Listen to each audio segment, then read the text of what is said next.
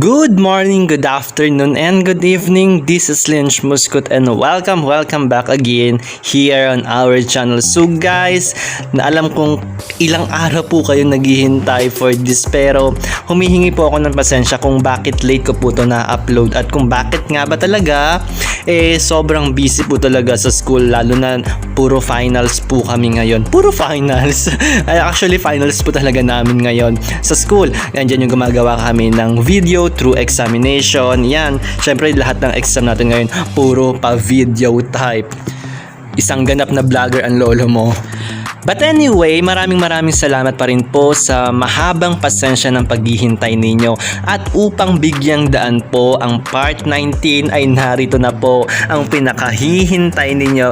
But quick reminders lang po, please, kung may mapapansin man po kayong hindi kaaya-ayang words o nakakainis, please iwasan po natin yung pag-comment po ng hindi kaaya-ayang comment po sa comment section natin.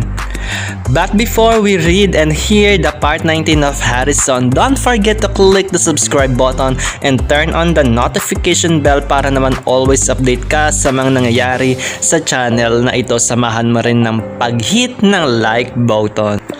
And now, let's start to read the part 19 of Harrison.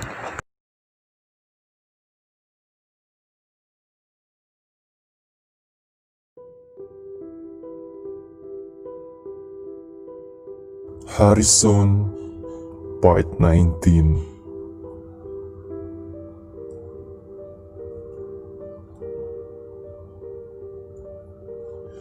Cody's POV. Bandang alas 11 na ng gabi nang putulin ng malakas na katok ang pintuan ng quarters na yun. Mabilis naman yung binuksan ng isa sa mga housekeeper na malapit sa lokasyon ng pintuan. Si Sir Blake ang tumambad sa pintuan. Inikot niya ang paningin niya at titig na nakatingin sa akin habang magkadikit ang dalawang kilay niya. Kaya naman pala maingay ang kwartong ito dahil may bisita kayo. Bakit narito ka? Diretsong tanong sa akin ni Sir Blake. Siguro naman po, okay lang naman po, diba? Since hindi niyo po ako tinanggap sa unit niyo, kaya dito na lang po muna ako. Pangangatwiran ko kay Sir Blake. Halos sabay-sabay naman na nagtinginan sa akin ang mga housekeeper. Ayaw kong may makarating pa sa akin na masyado kayong nag-iingay. Hindi lahat ng nasa kwartong ito ay gising pa. Yung iba dyan ay gusto nang magpahinga. Sabi ni Sir Blake sabay lakad palayo mula sa pintuan ng quarters.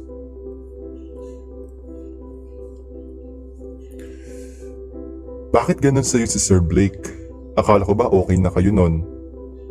Diba, sabi pa nga sa balita ay isa siya sa mga tumulong sa'yo upang maibalik ang kumpanya mo? Sa madaling salita, ay okay na kayo, diba? Tanong sa akin ni Kuya Ken sa paraang naririnig ng lahat.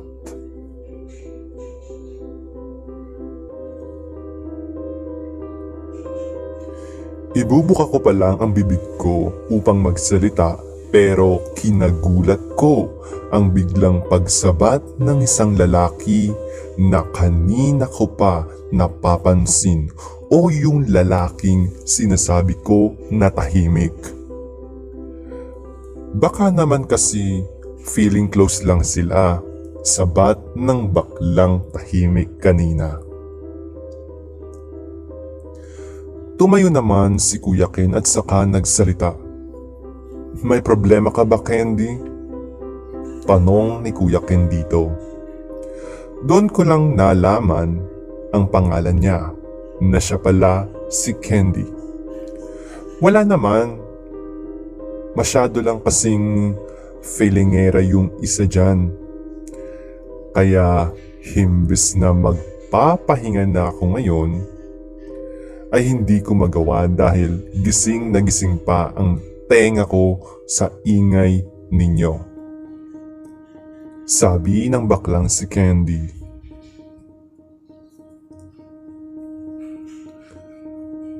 Ganun ba? So ikaw ang nagsumbong kay Sir Blake? At bakit kailangan mong magsumbong? Ano yan? Sumisip-sip ka ba? O baka naman humihingi ka lang ng pansin mula kay Sir Blake? Masungit na sabi ni Kuya Ken kay Candy. Tumayo na ako at hinila si Kuya Ken. Tama na, Kuya. Huwag mo nalang pansinin yan, sabi ko kay Kuya Ken. Hindi matagal nang ganito Oo, alam namin na may gusto ka kay Sir Blake. Pero, pwede ba Candy? Huwag mong gawing rason ang pag-iingay namin para lang makatawag ka ng pansin kay Sir Blake. Nakakatawa ka naman, sabi ni Kuya Ken kay Candy. Sa puntong yun ay umawat na din ang iba pang mga housekeeping upang manahimik na lamang si Candy. Nang mga oras na yon ay naging tahimik naman si Candy. Nang gabing yun ay natulog ako sa bakanteng kama na katabi lang ng higaan ni Kuya Ken.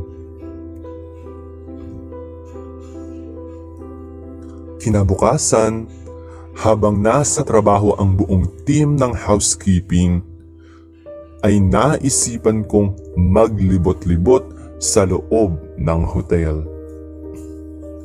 Napagpasyahan kong libutin ang halos buong building. Sa paglilibot ko ay nakarating ako sa swimming pool area na kung saan ay kakaunti lang ang mga nagsiswimming ng araw na yun.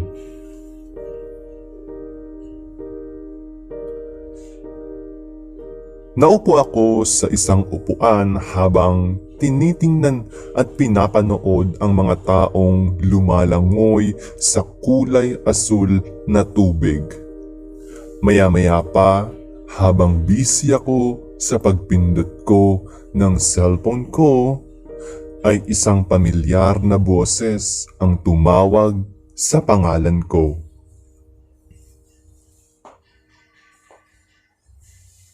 Cody, is that you? Tanong ng isang boses na pumukaw ng atensyon ko. Inangat ko naman ang ulo ko upang tingnan ang pinagmulan nga ng boses.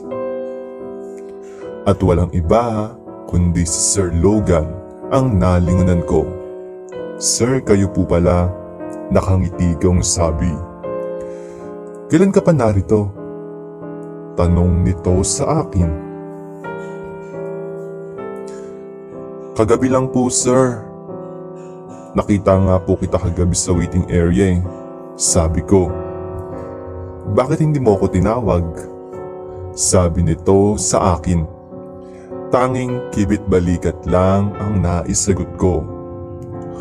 Umupo naman siya sa bakanteng upuan na katabi ko at saka muling nagsalita. Kamusta ka na? It's been quiet a while. Sabi ni Sir Logan. Yeah, maikli kang tango. Huminga siya ng malalim bago nagsalita.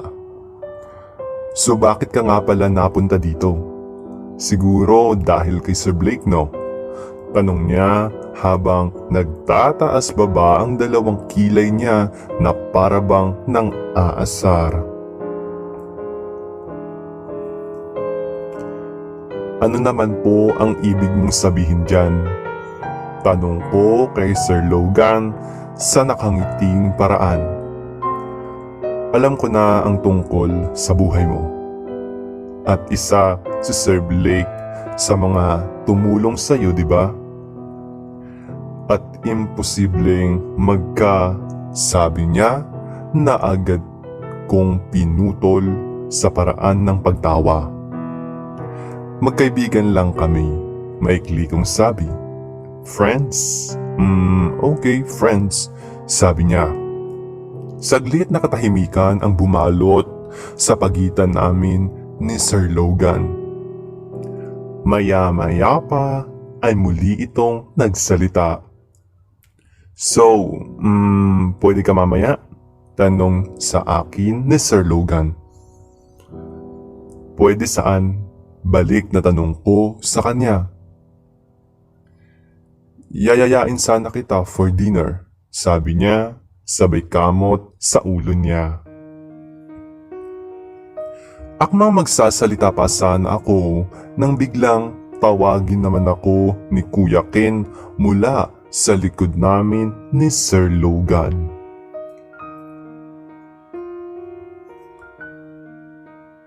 Cody, tawag nito sa akin. Halos sabay kaming lumingon ni Sir Logan sa kinaroroonan ni Kuya Ken.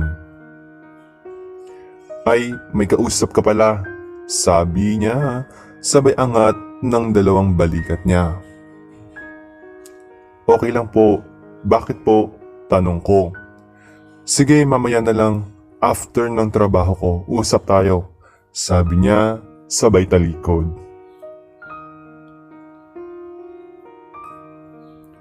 Nabalik naman ang atensyon ko kay Sir Logan. So ano, pwede ka nga? Muli nitong tanong sa akin. Huminga ako ng malalim bago nagsalita muli. Bakit mo po ito ginagawa? Direkta kong tanong sa kanya. Ang alin? Maang-maangan niyang tanong sa akin.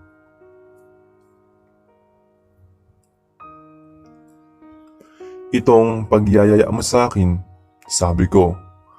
Wala naman, namiss lang kita. Ang tagal nating hindi nagkita. Wala naman akong nakikitang masama kung sasamahan mo akong kumain mamaya, di ba? Sabi niya sa akin. Before that, kamusta kayo ni Bruce? Direkta kong tanong kay Sir Logan. Bruce, baling niya sa akin habang nakaarko ang dalawang kilay niya. Yes, Bruce, wag mong sabihin sa akin na nakalimutan mo na agad ang present nobyo mo. Sabi ko sa kanya habang sarkastikong nakangiti. About him, wala na kami. Sabi niya sa akin. Kaya mo ako niyayaya dahil wala na kayo? Tanong ko. Mabilis na sumagot si Sir Logan ng mga oras na yun. No, hindi ganon.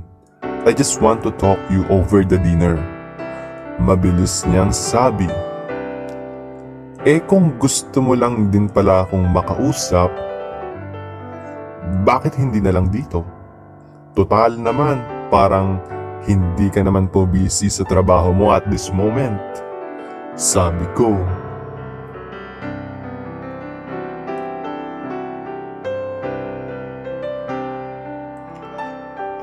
Sige next time na lang. Balik na ako sa trabaho ko. Bigla niyang sabi sa malungkot na paraan, sabay lakad palayo mula sa akin. Bigla naman akong nakaramdam ng konsensya sa mga inasal ko. Para kakasing praning bulong ko sa sarili ko. Nabago naman ang mood ko kaya naman bumalik na lang ako sa loob ng quarters ng housekeeping at nanatili na lang ako sa loob. Kinagabihan, paunti-unting dumarating ang mga housekeeper sa loob ng quarters dahil katatapos lang ng trabaho nila.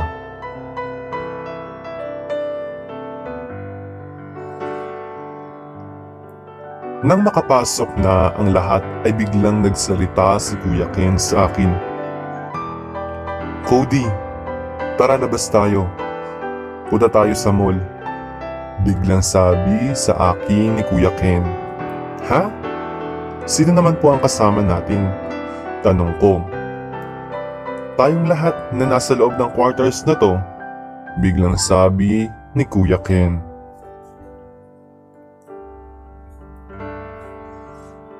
"Ano pong meron?" Nagtataka kong tanong. Himbis na sagutin naman ako ni Kuya Ken ay tumayo siya at saka nagsalita ng malakas sa harapan ng mga housekeeper. "Guys, magbihis kayo. Magsha-shopping tayo dyan sa malapit na mall," sabi ni Kuya Ken na siyang kinagulat ko.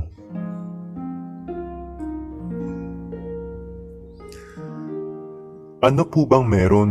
Tanong ko kay Kuya Ken sa paraang naririnig ng lahat ng mga taong nasa loob ng quarters. Saglit na lumingon sa akin si Kuya Ken, pero mabilis din naman niyang binalik muli ang atensyon niya sa mga tao at saka muling nagsalita.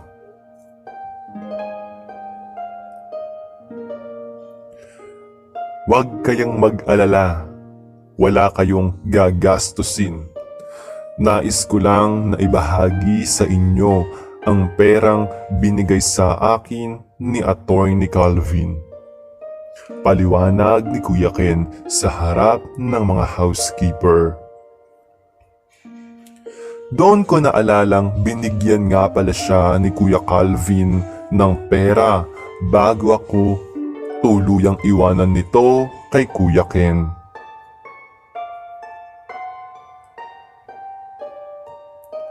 Pagkasabi ni Kuya Ken ay bigla namang nagsalita si Candy. "Bakit?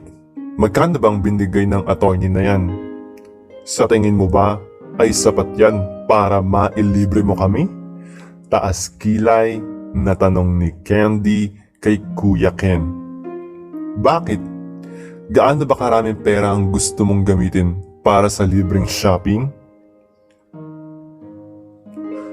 Nag-iwan lang naman ng 200,000 si Atty. Calvin sa akin na dapat para sa aming dalawa lang ni Cody. Kaya magpasalamat ka dahil isa ka sa makikinabang sa perang iniwan ni attorney.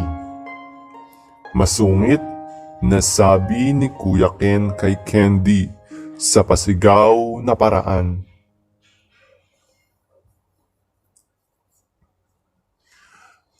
"Kaya kong gumastos para sa sarili ko at kaya kong gumastos nang hindi umaasa sa pera ng iba," sagot ni Candy. "Ang pait naman ng buhay mo. You know what? Dapat nga magpasalamat ka pa dahil may mga taong kagaya namin na pinagpapasensyahan pa ang ugali mo. Kung may pinaka-nakakadiring bagay dito sa hotel, ay siguradong ikaw na yon. Mas mabuti pang itiko mo na lang yung bibig mong punong-puno ng basura. Dahil kapag hindi kita natiis, ay baka ireklamo kita kay Sir Blake," sabi ni Kuya Ken kay Candy. Saglit na katahimikan ang bumalot habang ang lahat ay nakatingin kay Kuya Ken at kay Candy. Maya-maya pa ay isang malalim na buntong hininga ang ginawa ni Kuya Ken bago muling nagsalita. Pasalamat ka at kaya pa kitang tiisin. Isang-isa na lang talaga, Candy. Galit na sabi ni Kuya Ken kay Candy.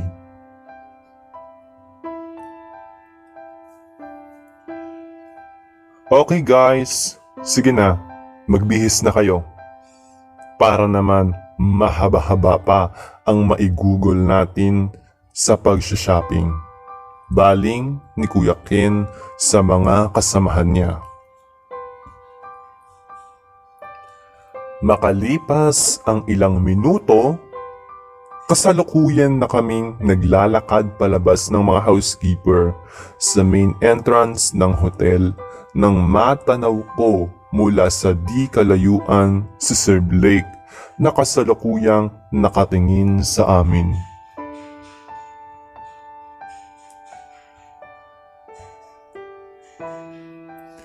Hindi ko na lamang siya pinansin at patuloy lang akong lumakad palabas ng hotel. Sa kabilang banda, dahil malapit lang ang mall mula sa hotel, ay nilakad na lang namin iyon. At dahil nalalapit na ang Kapaskuhan noon, ay sadyang maliwanag ang buong daanan at hindi din mawawala ang giant Christmas tree na laging nakatayo sa isang bahagi ng malaking daanan. Sa paglalakad namin ng mga housekeeper ay naging tahimik lang ako. Sa tuwing kakausapin naman nila ako, ay tumatango na lamang ako. Sa mall, kumain muna kami sa isang restaurant bago magsimulang mag-shopping. Habang busy ang lahat sa kanya-kanyang pili ng mga gusto nilang bilhin, ay bigla namang lumapit sa akin si Kuya Ken.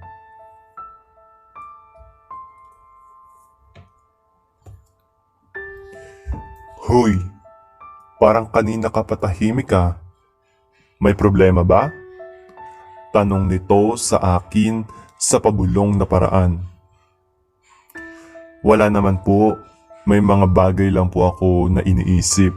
Sabi ko sa seryosong paraan. Sus, wag mo nang isipin yun. Kahit nga ako naiinis din ako sa ugali niya. Kaso, hindi talaga ako nakatiis kanina kaya pinatulan ko na siya. Sabi sa akin ni Kuya Ken.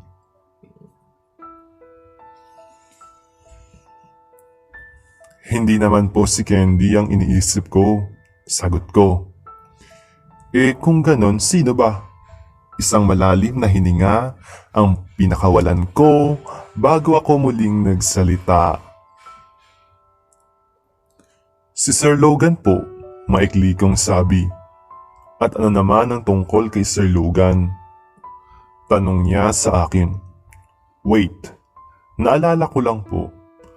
Di ba, sabi mo po sa akin kanina may sasabihin ka?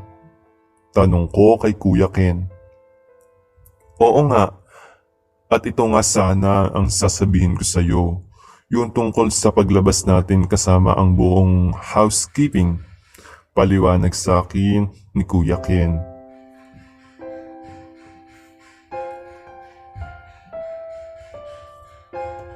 O siya, ano pala ang meron kay Sir Logan? Nang uusisang tanong sa akin ni Kuya Ken. Wala naman akong nagawa, kundi ang ikwento ang lahat ng sinabi at ang mga inasal ko kanina kay Sir Logan. Matapos kong magkwento ay mabilis na sumagot si Kuya Ken. Kaya naman pala nag-walk out dahil sa mga sagot mo sa kanya. Sabi ni Kuya Ken sa akin. Hindi ko naman po masisisi ang sarili ko kung bakit naging ganoon po ang trato ko sa kanya. Remember, yung ginawa niya sa akin dati, sabi ko kay Kuya Ken.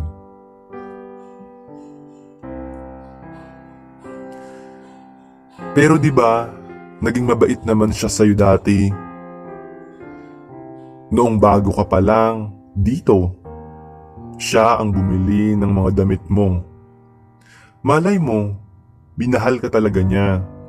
Pero nang magkita ulit sila ni Bruce, ay baka talagang mahal pa rin nila ang isa't isa ng mga panahon na yun. Bakit hindi mo pagbigyan ulit? Paliwanag at tanong sa akin ni Kuya Ken.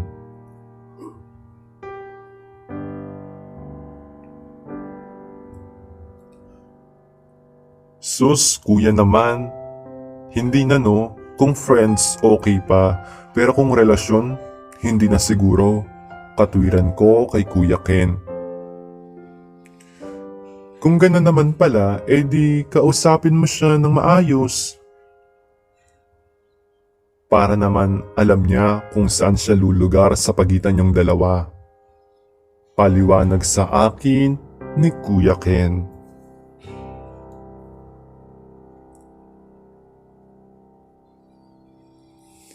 Makalipas ang 2 araw na pananatili ko sa hotel na yun, gabi na noon at kasalukuyan ng nagpapahinga ang karamihan mula sa quarters na yun, maliban na lang kay Candy na wala pa sa silid na yun. Hindi naman ako makatulog ng gabing yun at halos wala akong nararamdamang pitik ng antok na mga oras na yun. Kaya naman, naisipan kong magpahangin muna sa swimming pool area. Habang naglalakad ako patungo sa kinaroroonan ng swimming pool, ay busy naman ako sa pagkalikot ng cellphone ko upang i-chat si Kuya Calvin at kamustahin.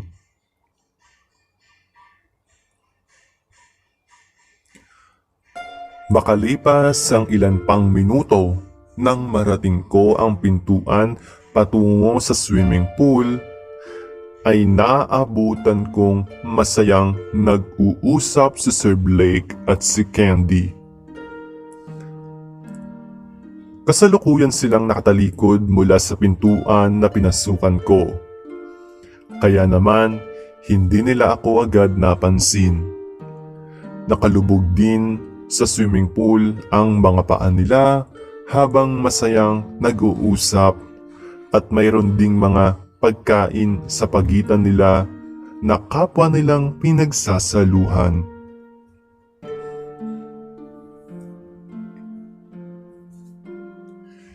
Di kayo na ang sweet. Bulong ko sa isip ko sabay lakad palayo mula sa swimming pool area. Kaya naman, mula sa swimming pool area, ay tinungo ko ang isa sa pinakamagandang view sa hotel na yun. At walang iba, kundi ang floor ng mga taong may matataas na posisyon. O sa madaling salita, ang floor nila Sir Blake.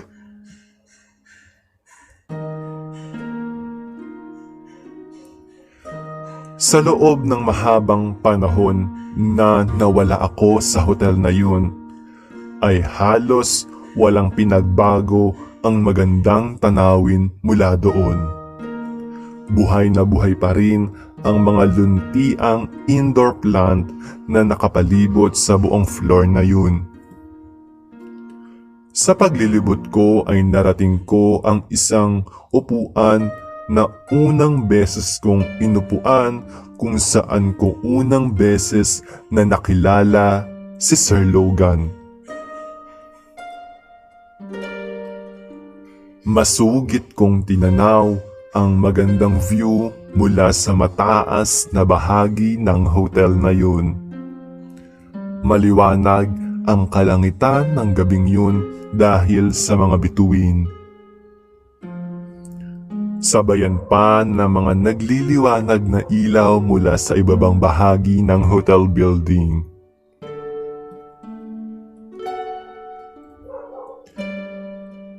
Habang nakatingin ako sa napakagandang view, ay naisipan kong kuhaan ng litrato ang tanawing nakikita ko. Kaya naman mula sa bulsa ko ay nilabas ko ang dala kong cellphone upang kuhaan ang tanawin. Tumagal ako ng halos 10 minuto sa pagkuha ng mga litrato. Sa kalagitnaan ng pagkuha ko ng mga litrato ay kapansin-pansin ang pagdating ni Sir Blake kasama si Candy na walang ginawa kundi ang tumawa ng tumawa sa maharot na paraan. "Oh, narito ka pala," biglang pansin sa akin ni Candy sa sarkastikong paraan. Saglit ko silang nilingon ng dalawa na kasalukuyang nakatayo sa likod ko habang kumukuha ako ng litrato. Tahimik lang akong tumango para sabihing oo. Sa kabilang banda ay hindi ko na lamang sila pinansin at nagpatuloy na lamang ako sa pagkuha ng mga litrato.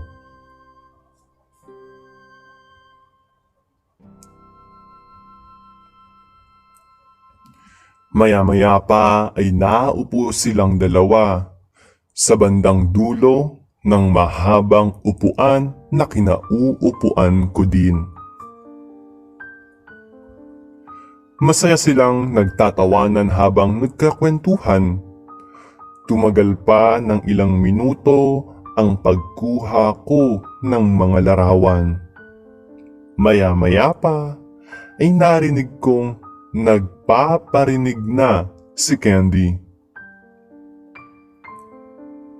Baka naman hinihintay niyang pansinin mo siya, o baka naman nagpapapansin yan sa'yo kung bakit narito yan.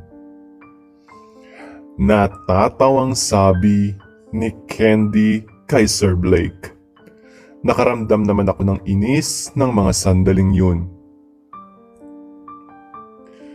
Ayokong gumawa ng eksena, kaya naman nagpatuloy na lang ako sa kung ano ang ginagawa ko.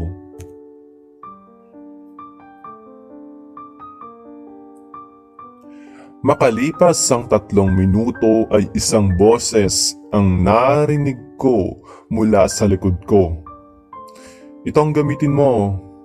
Sigurado akong mas maganda at mas malinaw ang resulta niyan kapag ito ang ginamit mo."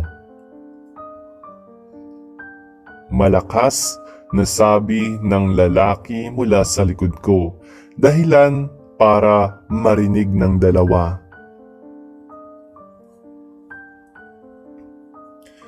Nang lingunin ko, ang pinanggalingan ng boses ay si Sir Logan pala. At kasalukuyan niyang inaabot sa akin ang napakagandang kamera. Saglit na tahimik akong lumingon sa kanya. "Sige na, kunin mo na," mahina niyang sabi sa akin. Sapat para ako lang ang makarinig ng sinabi niya. Sabi ko na agad niyang pinutol. "Ano, nakalimutan mo na agad? Di ba sabi ko saglit lang, may kukunin lang ako?" Nakangiti niyang sabi habang lumalapit siya ng palapit sa kinauupuan ko. Nang tuluyan siyang makaupo sa tabi ko, ay agad niya akong hinakbayan. "Ano pong ginagawa mo?" Halos natataranta kong tanong kay Sir Logan sa mahinang boses. "Ako na ang bahala. Basta makisama ka lang at baka mahalata pa nila tayo.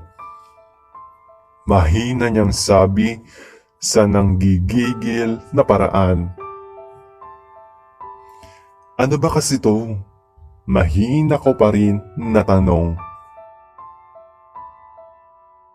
Mamaya na ako magpapaliwanag. Basta sumabay ka lang sa agos ko. Nakangiti niyang sabi sa akin. Wala naman akong nagawa kundi ang manahimik at sumunod na nga lang sa flow ni Sir Logan. Ang ganda no? Naalala mo ba noon? Dito din kita unang beses na nakausap. Sabi niya sa normal na lakas ng boses.